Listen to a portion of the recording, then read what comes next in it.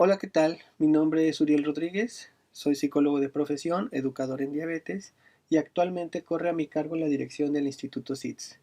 En esta ocasión tengo la oportunidad también de estar participando con ustedes en su diplomado con un tema que me resulta especialmente interesante y relevante para toda la población de profesionales de la salud, que es acerca de las insulinas.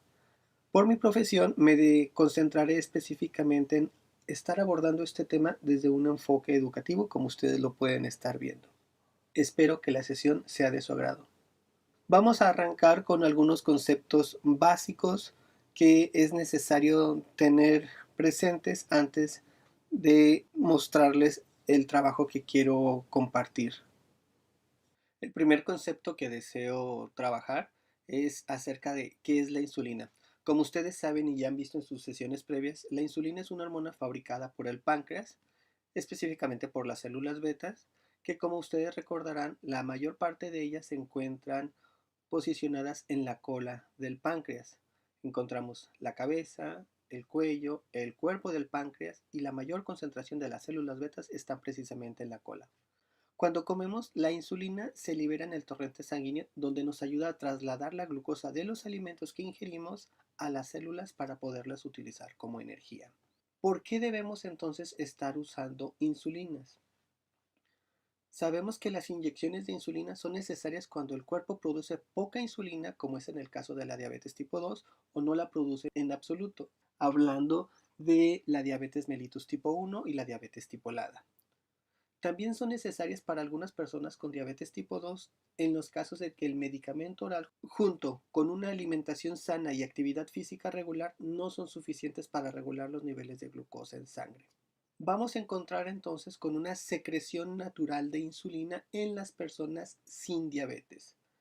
Encontramos que tenemos una secreción basal, que esta secreción básicamente se encarga de regular la producción hepática de glucosa manteniendo una homeostasis o un equilibrio, y esto se logra en las personas sin diabetes produciendo de 0,5 a 1 unidad por hora. También tenemos una secreción pulsátil, que esta se ve estimulada por la ingesta de alimentos y puede aumentar hasta 10 veces la producción basal. La secreción pulsátil tiene dos momentos de acción, lo que nos permite regular las excursiones postprandiales. Es posible que ustedes ya hayan escuchado este concepto de excursiones postprandiales, pero para quienes no, básicamente son las elevaciones o los picos de glucosa que tiene nuestro cuerpo después de estar consumiendo alimentos. ¿Y por qué debe de inyectarse la insulina? Como saben ustedes, la insulina no puede administrarse a través de tabletas, debido a que el sistema digestivo se encargaría también de estar destruyendo esta molécula antes de que pueda ser aprovechada por nuestro organismo. Van a encontrar en internet alternativas sobre insulina inhalada. Esta insulina ya se ha estado utilizando o se ha estado mencionando, mejor dicho, desde hace más de 15 años. Ciertamente no es una alternativa accesible en nivel económico o para la población a la que está dirigida, ya que debe de estar dirigida específicamente para personas que no tengan ningún problema en sus vías respiratorias, que con esta situación que tenemos actualmente y que parece ser que se va a quedar todavía por bastante tiempo más con respecto al tema del COVID, habría que identificar si esto sigue siendo algo viable incluso en otros países, ya que incluso se desperdiciaba gran parte de la insulina inhalada antes de poder ser aprovechada. Vamos a encontrar que en México tenemos dos grandes grupos de insulinas. Les llamamos insulinas exógenas a las insulinas, entre comillas, digamos, artificiales, que son las que están fabricando los laboratorios. Solo para aclarar. El grupo número 1 es acerca de las insulinas basales. El grupo número 2 está compuesto por las insulinas pulsátiles. Es importante empezar a hacer esta diferenciación para empezar a acomodar las piezas de los diferentes tipos de insulina y saber en dónde va cada uno de ellos. Identifiquemos entonces que tenemos un grupo de insulinas basal e insulinas pulsátiles. A su vez, se pueden subdividir según el lapso del tiempo durante el cual actúa en nuestro cuerpo. Y siguiendo esta premisa podemos encontrar 5 clases disponibles en México.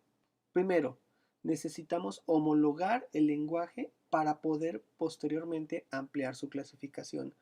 Las insulinas basales también las van a poder encontrar en la bibliografía o en el discurso entre profesionales de la salud como insulinas de acción prolongada. Hay también insulinas intermedias. Encontramos también insulinas mixtas o premezcladas e las insulinas pulsátiles que ya les había estado mencionando.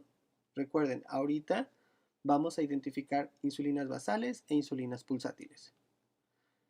Las insulinas pulsátiles también se pueden llegar a conocer como insulinas de acción rápida o insulinas ultra rápidas o lo que en algunas ocasiones se llaman bolos o también insulinas prandiales o insulinas postprandiales.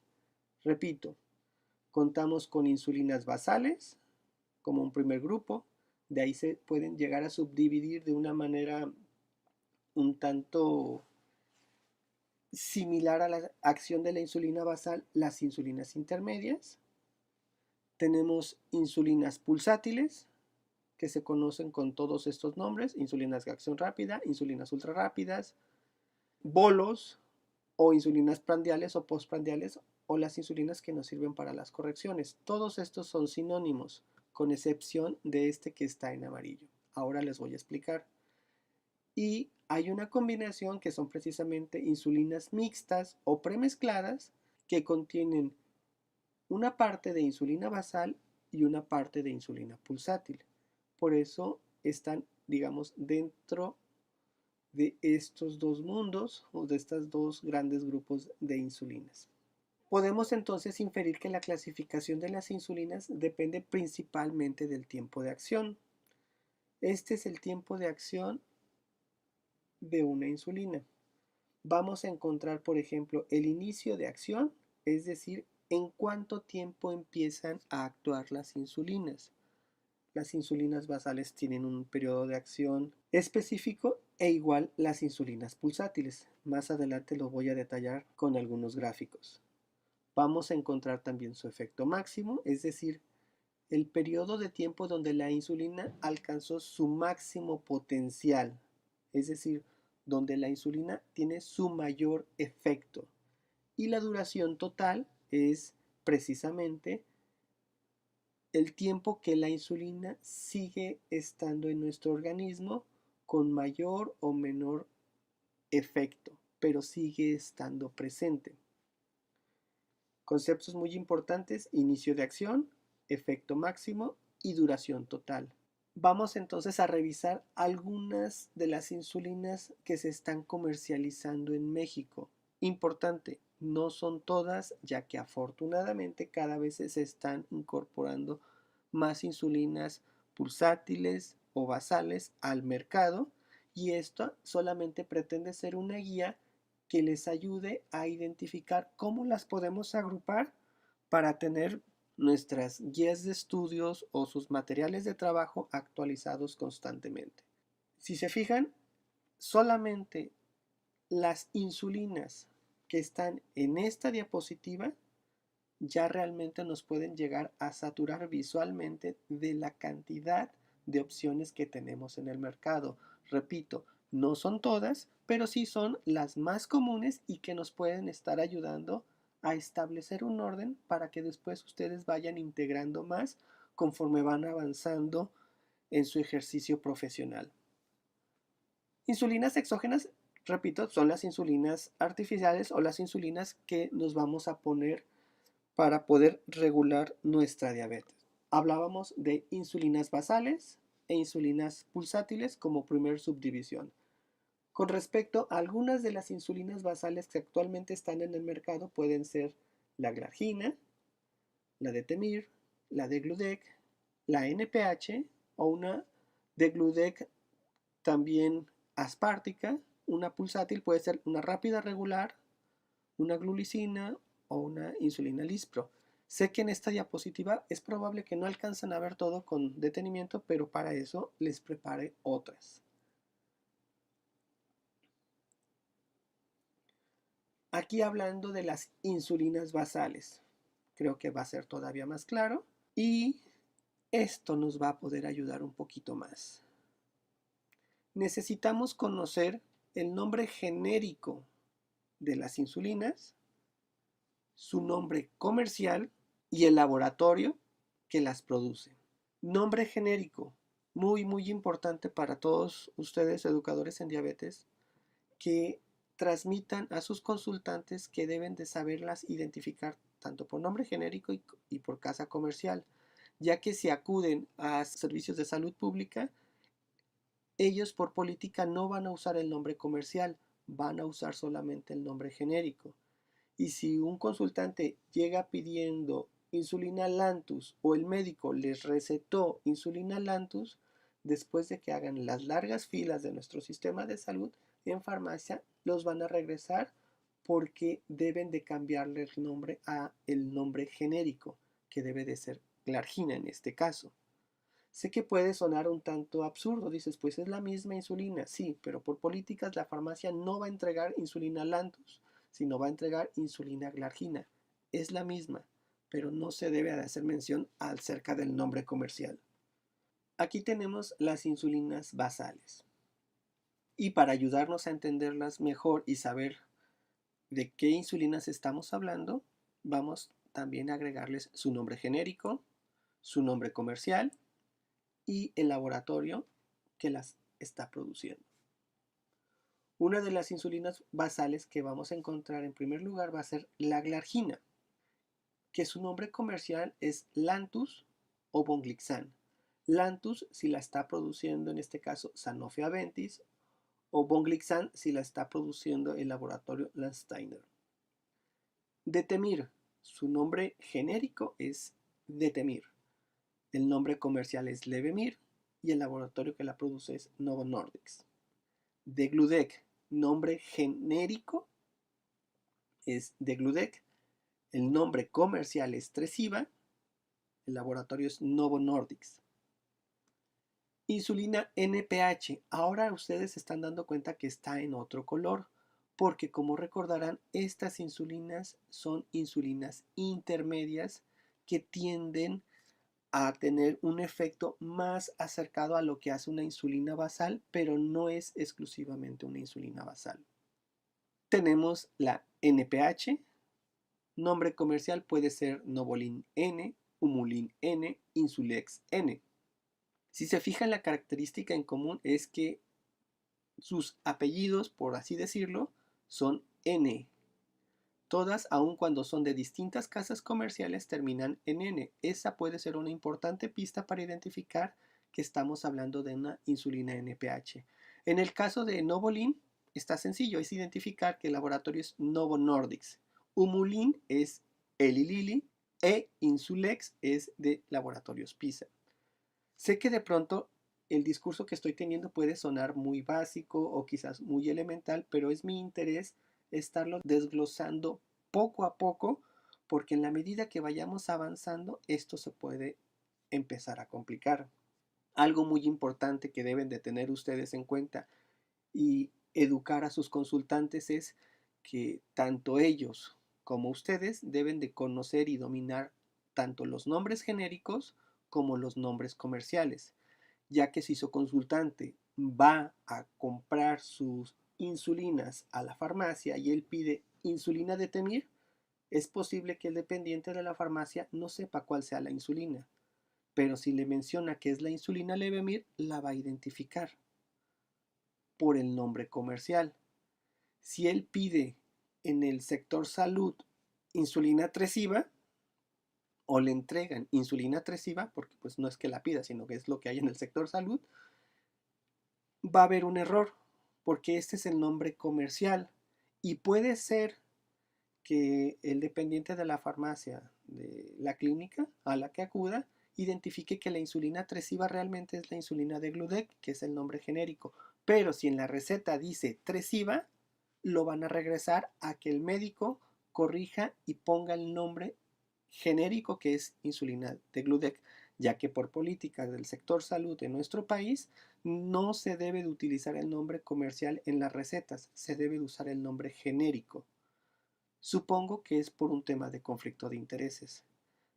Me ha pasado en alguna ocasión que después de estar formado cerca de una hora o quizás más, por este error de haber puesto el nombre comercial, tuve que regresar al consultorio a que corrigieran el nombre para que me la pudieran entregar.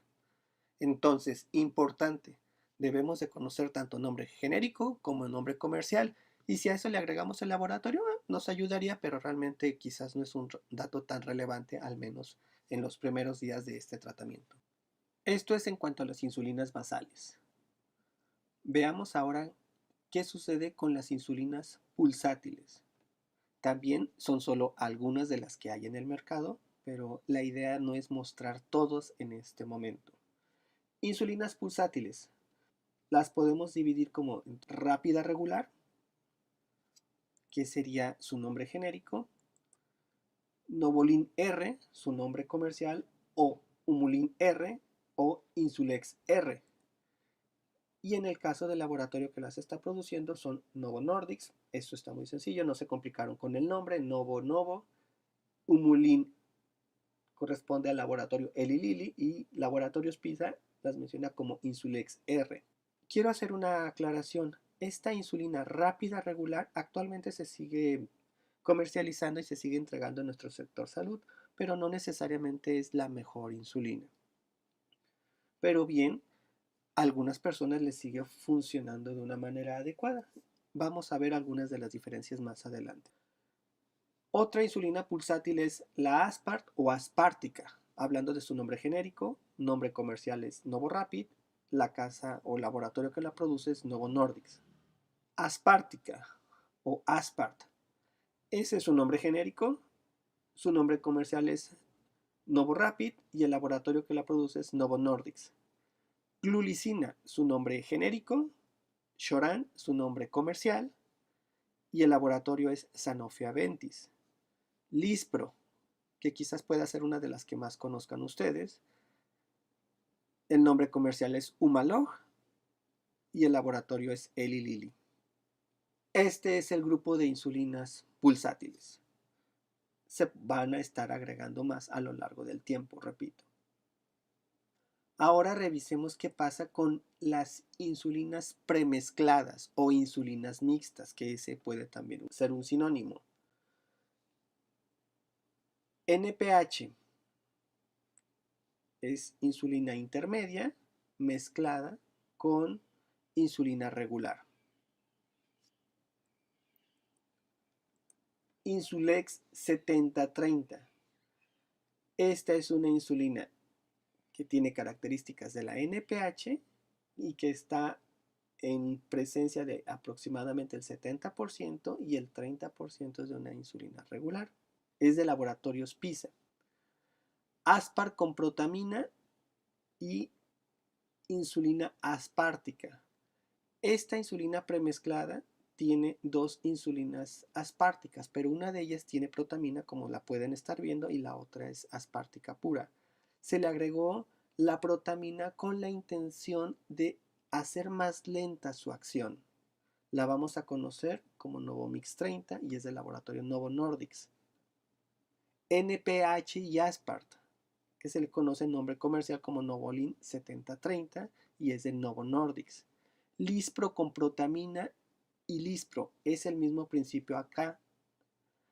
Se agregó una molécula de protamina para hacerla más lenta y simular un tanto más el efecto de la NPH, hacerla más lenta y dejar también insulina Lispro pura para estarse encargando de regular las glucosas que se elevan en el consumo de los alimentos. Y su nombre comercial es Humalog Mix 25.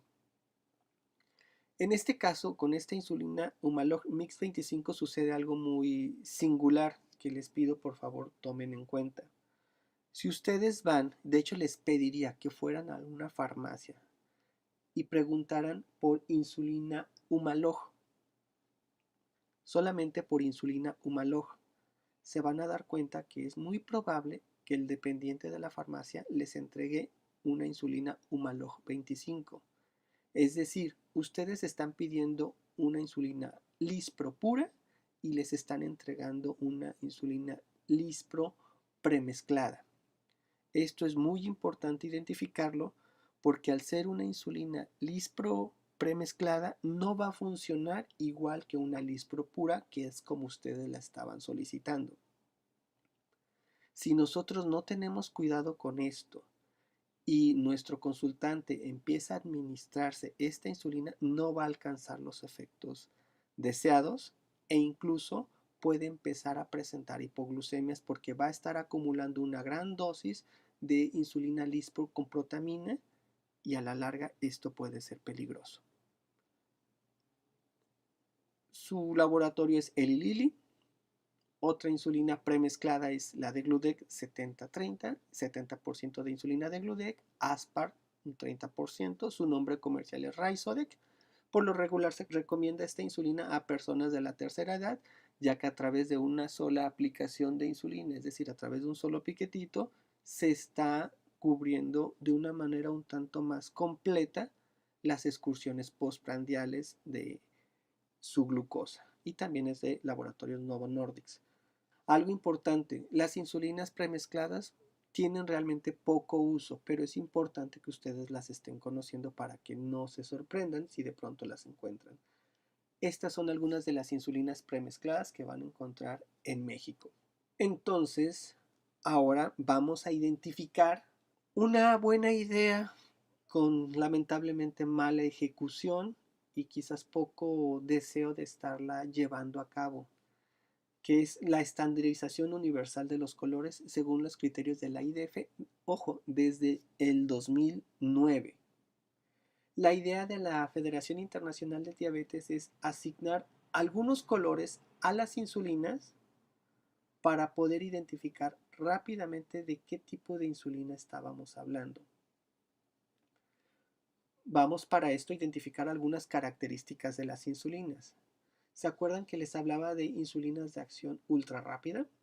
Estas insulinas que están en la categoría de insulinas pulsátiles.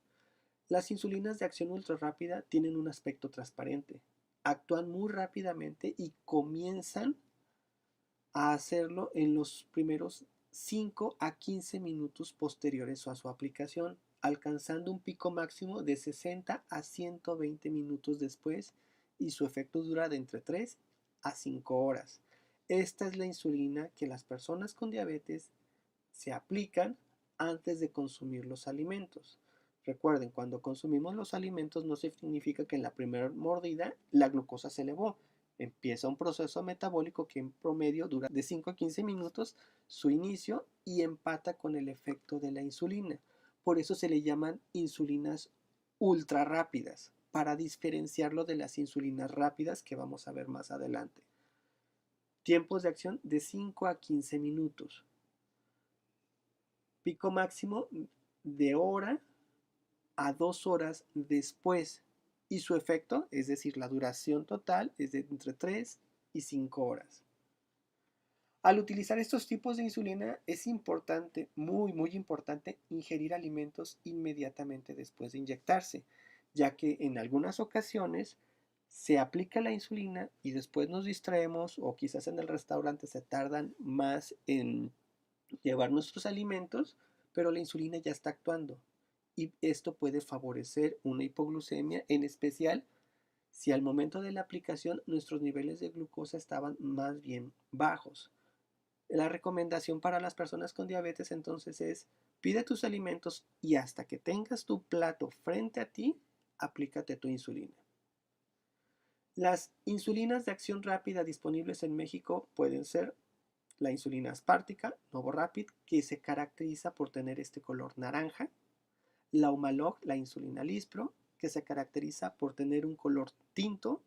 Estoy hablando de las características del aluminio o de su envase. Más adelante tendremos algunas imágenes que muestren esta información. Y la insulina Shoran, que para mí tiene un color como azul rey o azul eléctrico. Ojo, cada que vean en estas diapositivas el logo de la Federación Internacional de Diabetes, son las insulinas que están siguiendo esta normativa. Y se van a percatar también que son insulinas de grandes laboratorios internacionales. Ahora, las insulinas de acción rápida, que son distintas a las insulinas de acción ultra rápida. ¿Cuál es su principal diferencia? Es que comienzan a actuar dentro de los primeros 30 minutos posteriores a su aplicación. Es decir, esta insulina se debe aplicar media hora antes de empezar a ingerir los alimentos. Son insulinas válidas, son insulinas que ayudan, pero lo cierto es que también son insulinas que no necesariamente son muy prácticas. ¿En cuántas ocasiones ustedes han pretendido comer a una hora y por cuestiones de trabajo, de pronto se dan cuenta que su hora de comida ya pasó y no se percataron? ¿Qué pasaría si nosotros le pedimos a las personas con diabetes que se apliquen su insulina y de pronto se les olvida comer o se les pasa su hora de comida? Pues se van a generar hipoglucemias. Su pico de acción en estas insulinas es de 2 a 4 horas posteriores a su aplicación, claro está, y su efecto dura entre 5 y 8 horas. Las insulinas de acción breve disponibles en México son Humulin R, Nubulin R, Glinux R, Insulex R, entre otras. Nuevamente, una pista es insulinas de acción rápida, terminan con la letra R, como pueden estar viendo.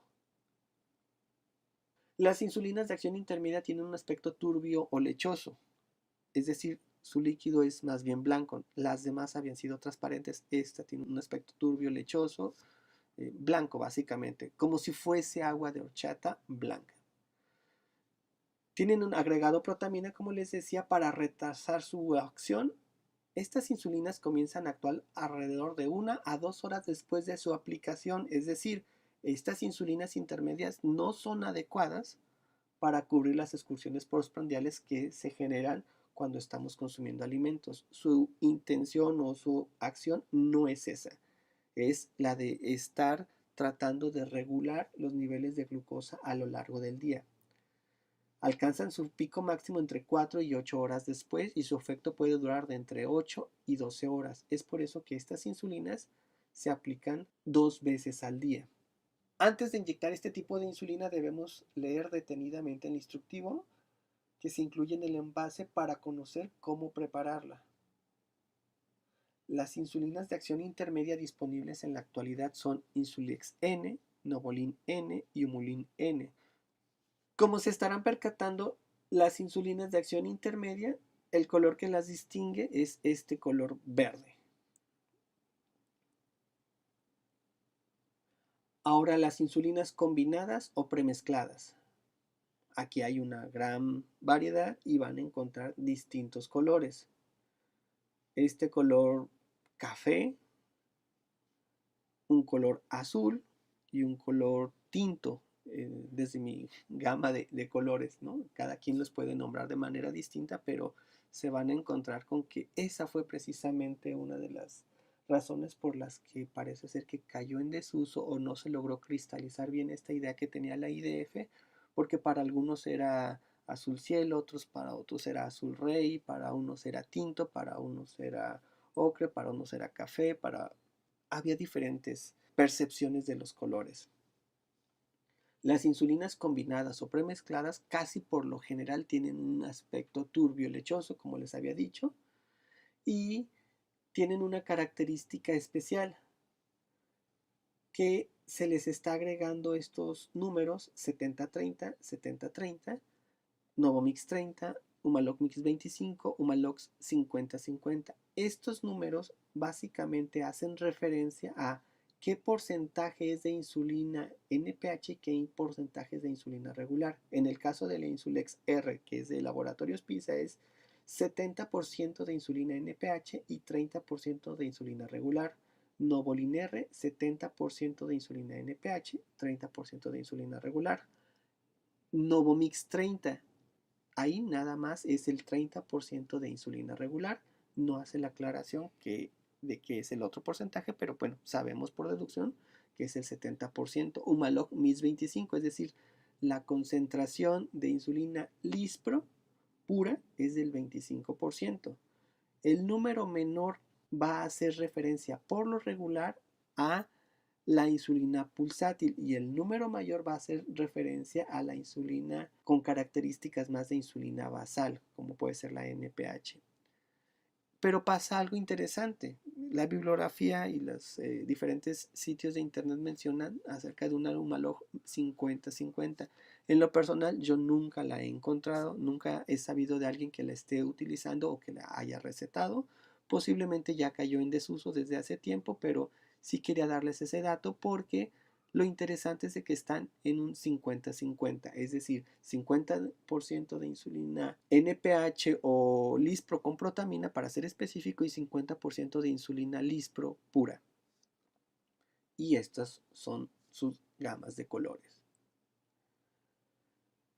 Continuando precisamente con la insulina combinada o premezclada, que tiene un aspecto cristalino, vamos a encontrar la insulina Ryzodec. Está compuesta por insulina degludec en un 70%, que es una insulina con aspecto cristalino, e insulina aspartica a un 30%, también con aspecto cristalino. Es decir, en esta insulina en particular, que es una insulina combinada o premezclada, su aspecto no es lechoso, es cristalino, para que lo tomen en cuenta. Una pista para identificar que una insulina está combinada o es premezclada es su aspecto lechoso, pero no es la única opción. La insulina Ryzodec, que es esta precisamente que les estoy mencionando, tiene este color azul en su envase para diferenciarla, pero realmente es una insulina cristalina. Ahora, insulinas de acción prolongada o basales. Nuevamente estamos usando sinónimos, ¿no? Vamos a encontrar a la insulina glargina, que tiene este color, para mi gusto más bien lila. La insulina levemirodetemir, que es un color para mí verde fluorescente. Y la de Gludec, que sería un verde limón.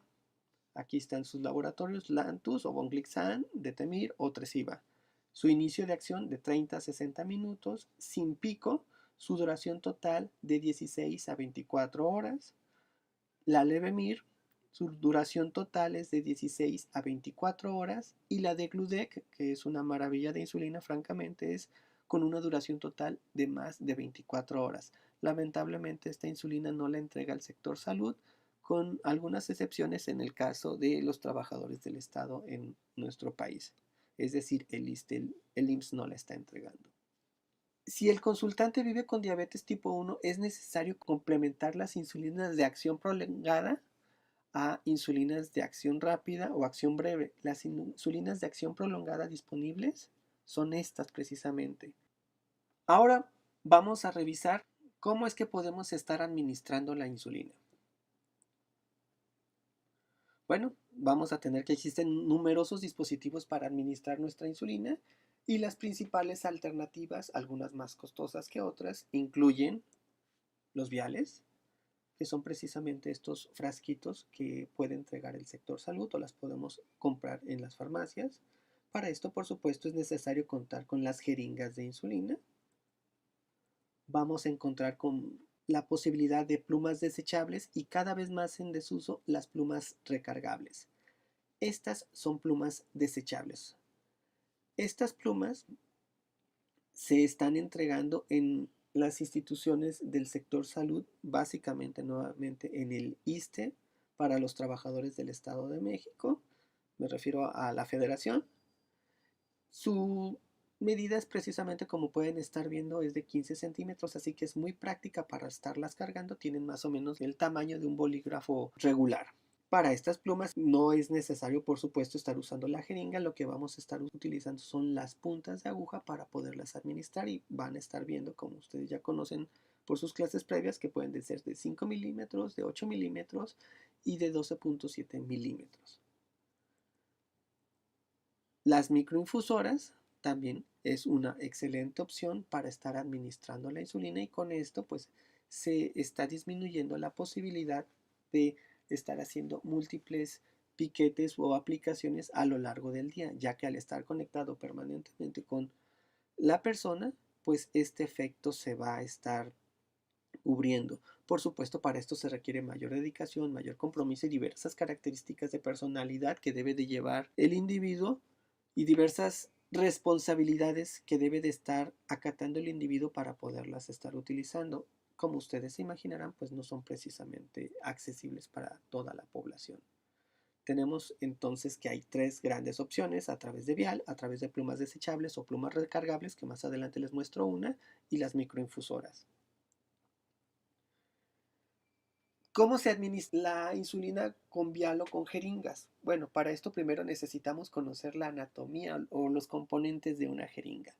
Vamos a encontrar el émbolo, que es precisamente lo que vamos a estar utilizando para la expulsión de insulina, el tambor, que es el cuerpo principalmente de la jeringa, la aguja y su capuchón. Este es el vial, y actualmente tenemos la oportunidad a través de las diferentes plataformas de venta en línea, como puede ser Amazon, Mercado Libre o demás que puedan ustedes conocer, es que venden protectores para evitar que estos viales se puedan quebrar, ya que los accidentes ocurren y en un vial hay hasta 1000 unidades de insulina. Entonces la caída o un accidente con un vial y posteriormente que se quebre, pues sí es una pérdida bastante importante de insulina y también de recursos económicos. Es por eso que se encuentran estas opciones para proteger el vial. Las jeringas de insulina, estas se utilizan precisamente con viales de 10 mililitros. Estas jeringas están disponibles en medidas de 30 unidades, 50 unidades y 100 unidades. El tamaño de la jeringa, por supuesto, va a depender de la dosis de insulina que el usuario o consultante va a estar requiriendo. No necesariamente porque las veamos menos amenazantes, las jeringas de 30 unidades significan que son las más adecuadas. Por ejemplo, si a mí me toca administrarme 55 unidades de insulina, pues con una de 30 implicaría hacer doble piquete y doble gasto. Para esto, pues obviamente sería más adecuado conseguir una jeringa de 100 unidades donde caben perfectamente mis 55 unidades y que con un solo piquete va a poder ser administrada la insulina en la proporción adecuada. Lo ideal es utilizar las jeringas una sola vez. Las agujas para las jeringas están disponibles con diferentes longitudes. Decíamos que van desde 6 milímetros hasta 12.7 milímetros. Ojo, algo muy importante. Si nosotros vamos a estar utilizando viales para la administración de nuestra insulina con jeringas, cualquier jeringa de insulina nos puede estar ayudando. En el caso de la microinfusora de insulina, bueno, se va a poder administrar la insulina en el cuerpo mediante un catéter, un pequeño tubo delgado de plástico para estar administrando la insulina de forma constante. Este juego de infusión de insulina tiene una aguja muy delgada y una cánula que es totalmente flexible, que se inserta apenas por debajo de la piel, donde no necesariamente va a ser visible para la población en general, y va a quedar colocada durante 2 a 3 días. Este catéter sí también se va a estar cambiando, entonces no es un asunto donde la dejo y ahí va a quedar por siempre. Importante, para las microinfusoras de insulina solo se va a estar utilizando insulina de acción ultra rápida. ¿Sí? A la microinfusora de insulina también se le conoce como bomba microinfusora de insulina. Les sugerimos evitar el término bomba, ya que si de pronto están en un aeropuerto y los detienen para hacer una revisión y ustedes mencionan que están cargando su bomba, se pueden poner en un contratiempo, en un predicamento, porque de aquí a que le explican que no es una bomba que va a explotar, sino que es una microinfusora, pues puede ser algo engorroso y pues no nos gustaría que nadie perdiera su vuelo por esa situación. Entonces, su nombre correcto sería microinfusora de insulina. La microinfusora se va a encargar entonces de administrar una dosis de insulina constante a lo largo del tiempo. Muy importante que tomen en cuenta es aclarar que una microinfusora de insulina o una bomba, si así le quieren llamar, no se va a encargar de hacer el trabajo automático. Va a requerir dedicación, disciplina y seguimiento por parte de su usuario. ¿Por qué es importante aclarar que solamente está usando insulina ultra rápida? Porque la insulina ultra rápida, al ser liberada constantemente a lo largo de todo el día y toda la noche, va a hacer innecesario que se administre una dosis de insulina basal, porque la está librando en tan pequeñas cantidades que la insulina ultra rápida va a poder distribuirse a lo largo del día y cubrir ese efecto. Entonces solo lleva un solo tipo de insulina, que es precisamente la insulina ultra rápida. Resumiendo, vamos a encontrar diversos insumos para la aplicación de insulina en forma de viales. Es importante mencionar que un vial tiene 10 mililitros, lo que equivale a 1000 unidades de insulina. Los cartuchos, cada vez más en desuso como les decía, cuentan con la capacidad de 3 mililitros, lo que equivale a 300 unidades de insulina. Cabe mencionar que estos cartuchos son solo para las plumas recargables, que más adelante les voy a mostrar. Las plumas de insulina desechables, que también cuentan con 3 mililitros y una capacidad de almacenar hasta 300 unidades de insulina. Su cartucho es fijo y ya está integrado, no se va a poder remover. En este caso encontramos una pluma de insulina tresiva, como se pueden percatar aquí tiene el color que le corresponde para poderlas distinguir de las demás. Esta pluma es una pluma Flex Touch, es una pluma muy amigable, muy suave, que nos va a permitir estar regulando las unidades de insulina que nos podemos estar aplicando. Aquí está mencionando, por ejemplo, que se van a aplicar 80 unidades de insulina, pero con este rodillo vamos a poderlos estar ajustando para que sean 5, 10, 15, 20, 30, las que sean necesarias, y si nos pasamos lo podemos regresar a poner la dosis fija. Este es el cartucho. Sé que aquí se ve de manera transparente, pero aquí está la insulina cristalina, que nos permite ver perfectamente la cantidad de insulina que tenemos todavía a nuestra disposición. Esta es entonces la pluma recargable. Este es su cartucho. Y en la pluma recargable podemos colocar este cartucho para poderlo hacer también intercambiable. El sector salud difícilmente entregaba estos cartuchos, prácticamente se tenían que adquirir en farmacias. Contamos con las microinfusoras también. Las microinfusoras también cuentan con su reservorio para estar administrando la insulina, en este caso en este orificio donde se está colocando ese reservorio, y van a tener una capacidad en promedio de 180 unidades de insulina, pero esto va a estar variando dependiendo de la microinfusora de la que estemos haciendo mención. Unas pueden tener más o menos. Repito, en este caso se utiliza únicamente con insulina ultra rápida. Se percatarán que hay una gran variedad de modelos y de colores para que sean más amigables al usuario. Una característica importante que tenía en particular esta pluma de insulina recargable verde, que la estaba distribuyendo ya hace algunos años Laboratorios Eli Lilly, es de que esta estaba graduada en medias unidades y se entregaba más bien para personas con mínimos requerimientos de insulina, como pueden ser los infantes o personas con una muy buena sensibilidad a la insulina. Entonces podríamos ir de media en media unidad en lugar de ir en unidades completas. La pluma de insulina, que es igual a esta, pero en color tinto, muy similar a este, estaba graduada en medias unidades. Entonces era pues una maravilla, es muy, muy agradable. La dificultad es que al ya no encontrar los cartuchos en venta en las farmacias, de nada sirve tener este equipo si no puedes utilizar el cartucho, o no lo vas a encontrar, mejor dicho. Datos importantes sobre las insulinas. Necesitamos identificar los factores que aceleran la absorción de la insulina. Uno de ellos es si lo estamos aplicando los muslos y nos ponemos a correr, la circulación en esta zona va a ser mayor y entonces va a ingresar y se va a distribuir en el torrente sanguíneo a mayor velocidad, lo que va a favorecer que esta insulina empiece a actuar antes de lo que haría en otro sitio. Entonces, si vamos a correr, no se recomienda administrar la insulina en los muslos. Vamos a buscar más bien administrarla en los brazos o en el abdomen. Las altas temperaturas también aceleran la absorción de la insulina. En particular, si de pronto nos administramos la insulina y nos damos un baño de agua caliente o estamos en un spa o un sauna, la circulación va a ser mayor y esto puede favorecer una hipoglucemia. Es algo que debemos de tener muy en cuenta, porque por lo regular en estos lugares estamos solos y estamos encerrados.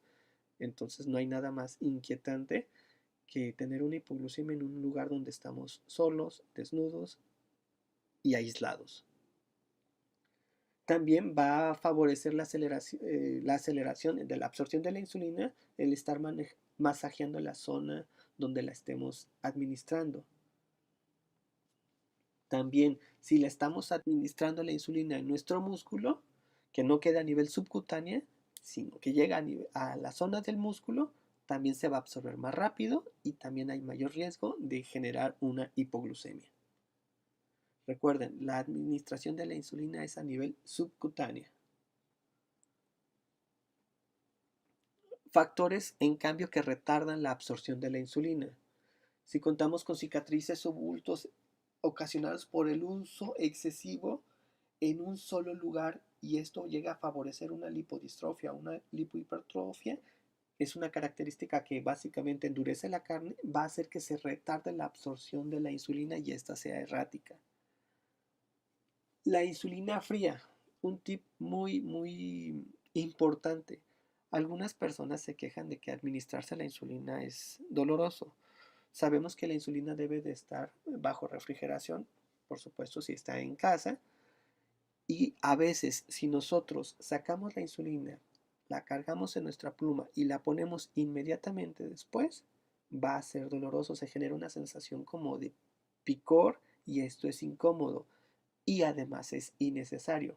Lo recomendable es retirar la insulina de nuestro refrigerador, ponerla en nuestra jeringa y esperar unos minutos a que llegue a una temperatura ambiente. Con 3-5 minutos es más que suficiente para poderla aplicar, porque créanme que esto es molesto, no es un dolor excesivo, pero tampoco es un dolor necesario. Entonces dejen que su insulina alcance una temperatura ambiente, con 3 o 5 minutos es suficiente para evitar esta posibilidad. Ojo, muy importante, las variaciones en la absorción de la insulina, ya sea que se acelere o se retarde, va a ocasionar fluctuaciones en los niveles de glucosa en sangre. Entonces, por eso es que estamos mencionando estos puntos. Otro factor que puede afectar la absorción de la insulina es que no la hayamos mezclado al reconstituirla antes de aplicarla. En clases previas ya les había mencionado a la maestra Brenda que las insulinas que se mezclan de forma artesanal o de manera directa en nuestra casa se debe de estar homogeneizando antes de administrarla. Almacenamiento. La insulina jamás se debe congelar. Si la insulina se congela, se pierden las cadenas al romperse y se elimina todo su potencial. Una insulina congelada es una insulina que ya no funciona. ¿Por qué hago esta aclaración?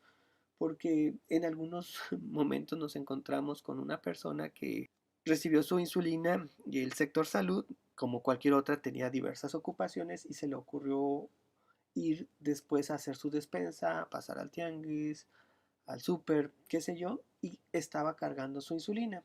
Nadie le había explicado acerca de los cuidados de transportación de una insulina y que debía de mantenerse entre 3 y 7 grados centígrados.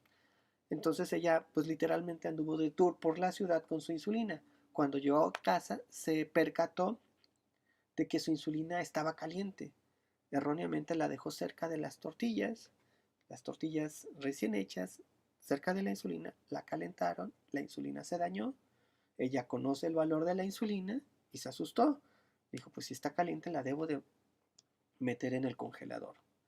La metió en el congelador, se dañó aún más todavía, que por cierto ya no servía desde el primer error, y posteriormente para tratar de recuperar esa insulina que ahora ya estaba congelada, después de haber alcanzado una alta temperatura y después de haber tenido una baja temperatura, se le ocurrió tratar de recuperarla al meterlo en este procedimiento que conocemos como baño María, ¿no? Dejarla cerca del agua caliente.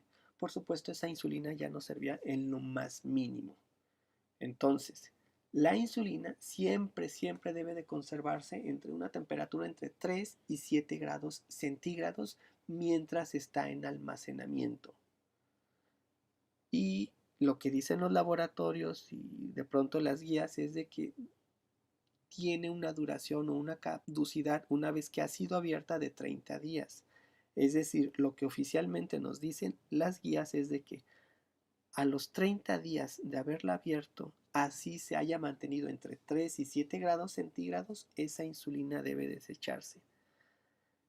Esto es algo, para mi gusto, algo polémico, porque en algunas ocasiones las personas no llegan a acabarse en 30 días 1000 unidades de insulina. A veces acaban 200, a veces 300.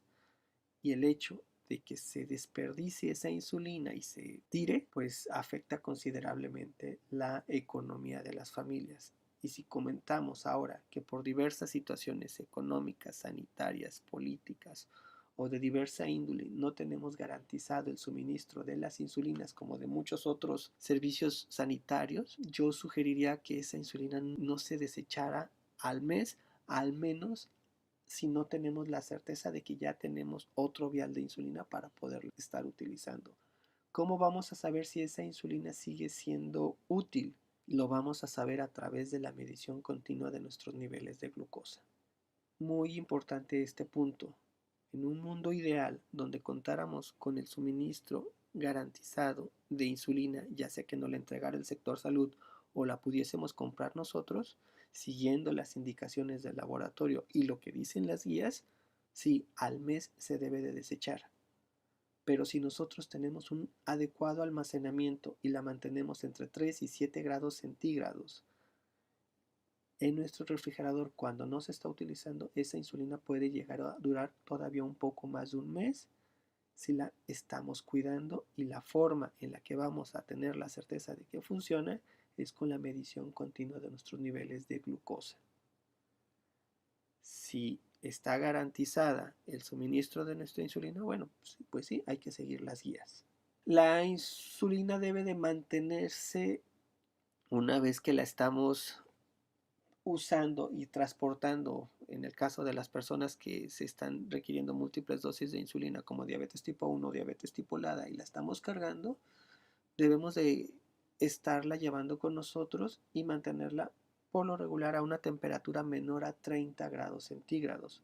Obviamente no vamos a estar cargando un termómetro con nosotros todo el tiempo, pero lo que sí podemos estar haciendo es que la insulina todo el tiempo esté con nosotros. Difícilmente estamos nosotros en la posibilidad de sentirnos cómodos con una temperatura mayor a 30 grados centígrados. Entonces, si nosotros evitamos el calor, si nosotros evitamos los rayos del sol directo, también hay que hacerlo con nuestras insulinas, ya que las temperaturas extremas van a generar que esta insulina se dañe. Es decir, la insulina no debe de estar a una temperatura superior a los 30 grados centígrados cuando ya la estamos utilizando. En consecuencia, la insulina jamás se debe de quedar en nuestro vehículo. No es un asunto donde diga, voy a ir a comprar X cosa y para que no se me pierda la insulina la dejo en el vehículo. Los vehículos pueden alcanzar perfectamente más de 45 grados centígrados bajo el sol, y si ustedes dejan su insulina o su glucómetro en el vehículo y llega a estas temperaturas, ustedes ya no tienen insulina ni tienen tiras reactivas confiables. Las tiras reactivas, la insulina, la glucosa y los insumos que requerimos para el cuidado de nuestra diabetes deben de estar siempre con nosotros. Ahora, ¿cuándo vamos a desechar la insulina? Si contamos con una insulina transparente y esta ya se volvió turbia, esa insulina ya está contaminada. Hay que desecharla. Una insulina cristalina debe ser siempre cristalina, a menos claro que estemos hablando de una insulina premezclada, que esa es otra situación. Pero si esta insulina cristalina ya es turbia, hay que desecharla. Si pasó la fecha de vencimiento, también hay que desecharla. Si estuvo congelada o expuesta a temperaturas elevadas, como les platicaba en el caso anterior, también se debe de desechar. Si se ven grumos o escamas en una insulina, en particular si esta insulina es cristalina, si vemos grumos o escamas, a la basura, esta insulina ya no sirve. Si se ven depósitos de insulina en el interior de la ampolla y esta no se disuelven al girarla, es decir, estos pequeños grumos, estos depósitos, ya como una costrita en el interior del depósito y esta no se disuelve al girarla, esa insulina ya no sirve, hay que desecharla. Y según lo que decía hace un momento, las recomendaciones de los laboratorios, si el vial o la ampolla estuvo abierta durante más de un mes, se debe de desechar. Esto es, decía yo, algo polémico por una situación como de seguir protocolos estrictos, pues a veces podemos dejar a las personas sin insulinas y las insulinas no son baratas. Si tomamos como referencia los recientes acontecimientos que hemos tenido por COVID, pues se vieron afectadas muchas líneas de producción y de entrega y de embalaje y de transportación. Entonces, en uno de ellos pudo haber sido insulinas. Si nosotros les decimos a las personas, siempre tírala, así ya haya pasado un mes y ya no hay más insulinas, pues habría que evaluar si realmente es lo más adecuado. En lo personal, yo no tiraría una insulina hasta no estar seguro que tengo otra en mis manos, en especial en estos tiempos tan turbulentos que nos está tocando vivir. Muchas gracias por su atención, espero esta